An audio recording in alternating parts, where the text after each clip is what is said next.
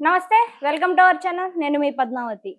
Mega కుటుంబం అంటే అందరికీ తెలిసిందే. మరి అలాంటి మెగా కుటుంబంలో ఇప్పుడు వస్తున్న వార్తలు చూస్తుంటే ఇది రాజకీయ పరంగా చేస్తుందా? లేకుంటే ఇంకా నిజంగానే చిరంజీవి గారన్న మాటల కోసం ఇంతలా చేస్తున్నారా అనే కన్‌ఫ్యూజన్ అందరిలోని కూడా ఉంది. అసలు ఎందుకని ఇంత రచ్చ చేయాల్సి వచ్చిందా అనే పూర్తి వివరాలు తెలుసుకునే ప్రయత్నం చేద్దాం. అండ్ ఈరోజు మనతో పాటు ప్రముఖ ప్రొడ్యూసర్ నటికుమార్ గారున్నారు. మరి ఆయనతో మాట్లాడి పూర్తి వివరాలు తెలుసుకుందాం. మీరు కూడా చూసి నమస్కారం సార్. నమస్తే. సార్ యాక్చువల్‌గా చిరంజీవి గారు మాట్లాడుతూ, "నా కుటుంబంలో అందరూ ఆడవాళ్ళే ఉన్నారు. సో, నా లెగసీ కంటిన్యూ అవ్వాలన్నా, ఈ మెగా లెగసీ అనేది ఇంకొంచెం ముందుకు వెళ్ళాలి అన్నా, నాకు మగపిల్లాడు కావాలి, మనవడు కావాలి. నేను రామ్ చరణ్‌ని అదే అడుగుతున్నాను. మళ్ళీ అమ్మాయే పుడుతుందేమో అన్న భయం కూడా నాలో ఉంది" అని అనేసి చిరంజీవి గారు అనడం జరిగింది. దీంతో ఒక పక్కన చూసుకుంటే మహిళా సంఘాలు మండిపడుతున్నాయి. ఇంకో పక్కనేమో ఈ రాజకీయ పరంగా చూసుకుంటే వైసీపీ వాళ్ళు కూడా దీని మీద కొన్ని రకాల ట్రోల్స్ కూడా చేస్తున్నారు. మరి ఇది ఏ విధంగా చూడొచ్చంటారసలు? ఇప్పుడు ఆయన అన్న దాంట్లో నాకెక్కడ ఏం తప్పు కనిపించట్లేదు. హ్మ్. ఆయనేమి పాపం ఎవరిని ఇంకొకళ్ళని మాట్లాడి, ఇంకొకళ్ళ మీద ఏదైనా వ్యాఖ్యలు చేసే వ్యక్తి కాదు. ఇంకొకటి చిరంజీవి గారు ఏ రోజు కూడా ఏ పార్టీని గాని, ఇంకో మనిషిని గాని మాట తూలే మనిషి కాదు. ఇంకొక కామెంట్ చేసే మనిషి కూడా కాదు. మనం హ్మ్. 2 అర్థం చేసుకో విషయం ఉంది. హ్మ్. అలాగే అక్కడ ఆయన నిన్న ఒకళ్ళు అడిగిన ప్రశ్నకి ఆయన మా ఇంట్లో ఆడపిల్లలందరూ ఒక హాస్టల్‌లో లేడీస్ లేడీస్ హాస్టల్ హాస్టల్‌లాగా అవును. అయిపోయింది. హ్మ్. కనుక రామ్ చరణ్‌కి అంటే డైరెక్ట్‌గా రామ్ చరణ్‌కి నాకు వారసుడు కావాలి అని చెప్పలేక, నాకు ఒక రామ్ చరణ్ ఒక వారసుడు ఇస్తే బాగుంటుంది. మళ్ళా ఆడపిల్లే పుడతదేమో భయంగా ఉంది అన్న ఒక నవ్వుతో ఆ మాట అన్నాడు. హ్మ్. అంతేగాని ఆడపిల్లని వద్దని గాని, ఆడపిల్లని మాకు కాదని గాని చెప్పలే. ఆడపిల్ల ఇంటికి లక్ష్మీదేవి. ఆడపిల్ల అంటే అదృష్టం. ఆడపిల్ల అంటే ఆదిపరాశక్తి. ఆడపిల్ల అంటే ఎప్పుడు గూడా అందరికీ ఆనందంగా ఉండదు. ఆడపిల్ల అంటేనే ఆనందం. కాకపోతే ఏంటంటే వారసుడు వేరు. అంటే వారసుడు అంటే ఆడపిల్ల అంటే ఆ ఇంటి పిల్ల అంటాం. హ్మ్. ఓకే. ఇప్పుడు చాలామంది అంటున్నారు ఆడపిల్ల ఏంటి వారసుడు ఆడపిల్ల గూడా అవ్వచ్చు కదా! అని కొంత వాదన ఉంది. కాదని ఎవరు చెప్పట్లేదు. మీకు అన్నీ సమాన హక్కులు. ఆడపిల్లకి, మగపిల్లడికి అన్నీ సమాన హక్కులు ఇస్తున్నాం. కొన్ని దాంట్లో ఇప్పుడు ఉన్న సుప్రీంకోర్టు జడ్జిమెంట్ ప్రకారం ఇంటి పేరు కూడా మార్చుకోవాల్సిన అవసరం లేదు. తల్లిగారి ఇంటి పేరే ఆడపిల్ల అదే ఇంటి పేరు పెట్టుకోవచ్చు. ఏ ఇంటి పేరు మార్చాలని రూల్ కూడా లేదు. కానీ మగపిల్లడికి మాత్రం మనం గతంలో పూర్వీకులు మనకి ఎప్పుడైతే అన్నారో హ్మ్. మగపిల్లడు మనకి రేపు ఉదయం తండ్రికి గాని, ఎవరికైనా అయినా కూడా కొలువు పెట్టేది కూడా తండ్రి. వారసుడిగా మన ఇంటి పేరు తెచ్చేది. అయన్నీ కూడా పూర్వీకులు చెప్తూ వచ్చారు. ఆ పూర్వీకులు చెప్తున్నప్పుడు అందుకే వారసుడు కావాలి అంటాం. ఆ ఇంటి పిల్ల అని ఆడపిల్లని అంటాం. మనం వారసుడు కావాలని కోరుకుంటాం. ఆ కోరుకోవడంలో తప్పేముందని అడుగుతా. హ్మ్. ఆయన వారసుడు కావాలని కోరుకోవడంలో తప్పు లేదు. రెండోది ఏ ఆడపిల్లని ఆయన విమర్శించలేదు. ఏ ఆడపిల్లని ఆయన ఎప్పుడు కూడా మాట అనలేదు. మీరు అలాంటప్పుడు చిరంజీవి గారి మీద ఏ రాజకీయ నాయకుడికి కామెంట్ చేయలేదు. శ్యామల గారికి ఏం కామెంట్ అర్థమైందో నాకు అర్థం కాలా. హ్మ్. శ్యామల గారికి ఏం అర్థమైందో నాకు అర్థం కాలా. ఆమె సినిమా ఇండస్ట్రీ ఆమె ఆడపిల్లే. ఆడపిల్ల. ఆడపిల్ల కదా! ఇప్పుడు ఈరోజు జగన్మోహన్ రెడ్డి గారు దత్తత హ్మ్. తీసుకున్నారు. అవును. జగన్మోహన్ రెడ్డి గారు షర్మిలక్క బదులు శ్యామలక్క వచ్చింది. హ్మ్. షర్మిలక్క సొంత అక్క చెల్లి వెళ్ళింది. శ్యామలక్క వచ్చింది. అవును. తప్పలేదు. ఆ రోజు ఆయన వారసత్వం దత్తత తీసుకున్నారు. ఇంటి పేరు మారలేదుగా. ఆమెకు వైఎస్ రాలేదుగా. జగన్ అన్న. కనుక శ్యామలక్క కూడా అర్థం చేసుకోవాల్సిన చిరంజీవి గారి కోసం మాట్లాడకూడదు. హ్మ్. ఆయన చిరంజీవి గారంటే జగన్మోహన్ రెడ్డి గారికి అభిమానమే. అందరికీ అభిమానమే.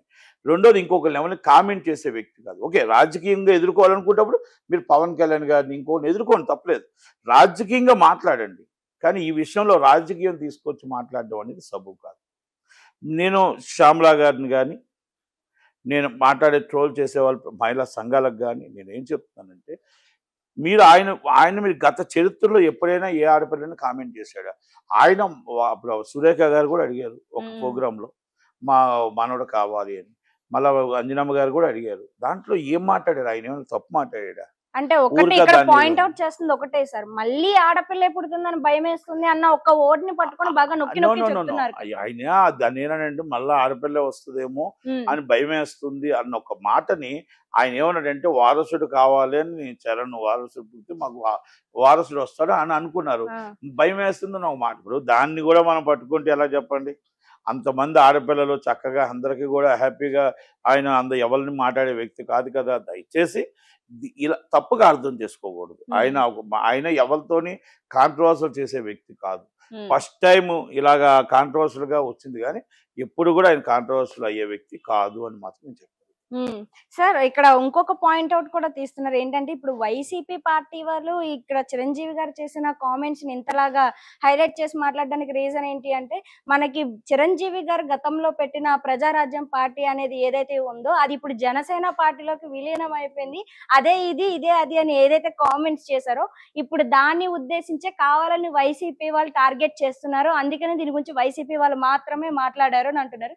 సో దీనిపై మీకేమనిపిస్తుంది? ఇది నిజమే అంటారా? ఇలా కూడా చూడొచ్చంటారా? ప్రజారాజ్యం పార్టీ కాంగ్రెస్ లో విలీనం అయిపోయింది. హ్మ్.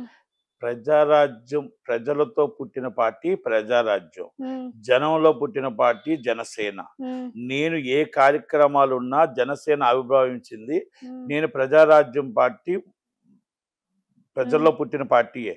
అదే ఇక్కడ పురుడు పోసుకుంది నా తమ్ముడు రూపంలో అన్న దాని మీద అర్థం చేసుకోవాలి ఫస్ట్. హ్మ్. రెండోది, నేను రాజకీయాలకి స్వస్తి పలుకుతున్నా. హ్మ్. తెలుగు సినిమా కలమ్మ తల్లికి సేవ చేసుకుంటూ, నవ్వుతూ నవ్విస్తూ సేవ ఇంకా చేసుకుంటా. మళ్ళీ చిరంజీవి గారు నేను రారంటారా ఇంకా? రాను, రాబోను. హ్మ్. నా తమ్ముడు ద్వారా నా తమ్ముడు ద్వారా నేను ఏదైతే రాజకీయాలు అనుకున్నానో, నా తమ్ముడు ద్వారా పవన్ కళ్యాణ్ గారి ద్వారా జనసేన ద్వారా నా కార్యక్రమాలు నెరవేరుస్తాను. హ్మ్. నెరవేరుస్తాడు. నేను సినిమా ఫీల్డ్‌లోనే ఉంటాను అని ఆయన చాలా క్లారిటీగా చెప్పేశాడు.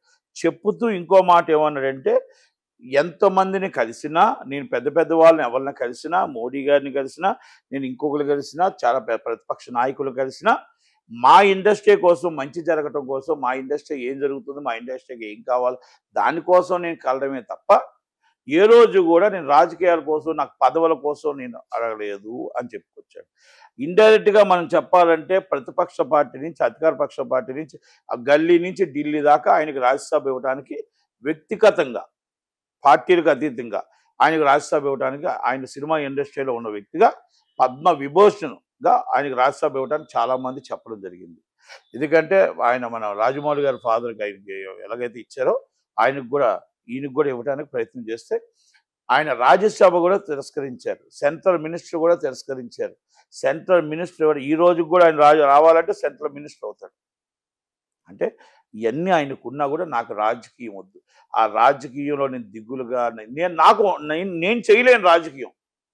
కనుక నా సినిమా ఇండస్ట్రీలో నేను నవ్వుతూ చక్కగా హ్యాపీగా ఇప్పుడు ఎలాగున్నాను, నవ్వుతూ ఎలాగున్నాను అలాగున్నా. సురేఖ గారు ఎప్పుడు నేను రాజకీయాలు ఉంటప్పుడు వచ్చి ఏంటి ఇంత దిగులుగా ఉన్నారు, ఏంటి ఇంత బాధపడుతున్నారు అనేవారు. నేను నవ్వుతూ ఇప్పుడు ఉన్నాను, హ్యాపీగా ఉన్నాను నేను. అదేంటంటే ఎలా నడపాలి పార్టీ, ఏం చేయాలని ఒక టెన్షన్ ఉంది. కనుక అది నా వల్ల కాదు అని చెప్పుకొచ్చాడు. దాన్ని వైసీపీ వాళ్ళు ఏం చెప్తారో అది ఇష్టం. ఏదైనా వైసీపీ వాళ్ళకి ఏదైనా తిరిగితే చాలు. ఇప్పుడు శ్యామలక్క ఒకటి వచ్చింది. శ్యామలక్క అధికార ప్రతినిధి. శ్యామలక్కి ఏం దొరికితే చాలు. చిరంజీవి గారు దొరికారు కాబట్టి మాట్లాడుతూనే ఉంటుంది. నేనేమంటానంటే మాట్లాడండి. మీరు ఒక ప్రశ్న వేశారు ఇంతకు ముందు, ఏది గుంటనక్క ఏదో ఇంకోటి ఏదో పెట్టింది ఇద్దరికి, పవన్ కళ్యాణ్ గారికి. ఆమెకి మనం దానికి కౌంటర్ కూడా ఇచ్చాం. వయస్సుకి విలువ ఇవ్వాలి, వయస్సుకి మర్యాద ఇవ్వాలి. మేము ఇప్పటికీ కూడా మేము శ్యామల అక్క అని ఎందుకు అంటున్నాం అంటే ఆడపిల్ల కాబట్టి. మేము ఎప్పుడు కూడా అమాదేదిగా ఎప్పుడు మాట్లాడలేదు. ఎందుకంటే ఆ విలువ మీకు ఎప్పుడు ఇచ్చాం. మీరు ఏ పార్టీలో ఉన్నా జగన్మోహన్ రెడ్డి గారు అంటే జగన్మోహన్ రెడ్డి గారే, చంద్రబాబు నాయుడు గారు అంటే చంద్రబాబు నాయుడు గారే. ఎందుకంటే ఇష్యూస్ బేస్డే మాట్లాడాలి. విలువలు ఉంటాయి, వాల్యూస్ ఉంటాయి. మనం ఎవరిని ఎలా మాట్లాడాలి తప్ప మనం ఒక వ్యక్తిని ఇష్టం వచ్చినట్టు మాట్లాడకూడదు. అది ఫస్ట్ తెలుసుకోగలగాలి శ్యామల గారు. శ్యామల గారు అది నేర్చుకోమనండి. లేకపోతే వైసీపీ జగన్మోహన్ రెడ్డి గారి దగ్గరికి వెళ్ళండి. సార్ చిరంజీవి గారు నేను తిట్టాలనుకుంటున్నాను సార్ అని అడగండి, ఆయన చెప్తాడు సమాధానం. బాలకృష్ణ గారు నేను తిట్టాలనుకుంటున్నాను సార్ అని అడగండి, ఆయన చెప్తాడు సమాధానం. ఎందుకంటే పార్టీలకు ఇష్యూస్ బేస్డ్ మాట్లాడండి.